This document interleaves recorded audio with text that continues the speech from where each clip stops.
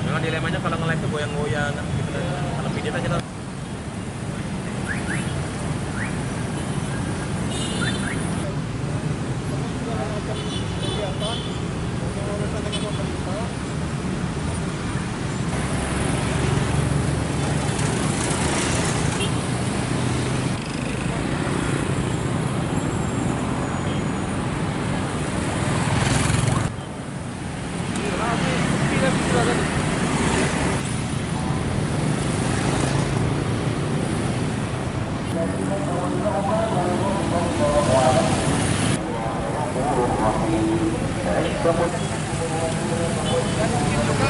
negara-negara yang jadi hasil dari rekayasa ini bahwa setelah kita melaksanakan rekayasa ini kita lihat bahwa di ruas jalan ini alhamdulillah lancar. Jadi volume kendaraan ini bisa kita pecah.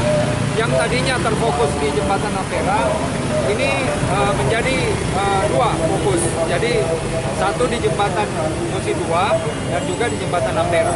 Sehingga kepadatan di atas jembatan Ampera ini dapat terhindarkan.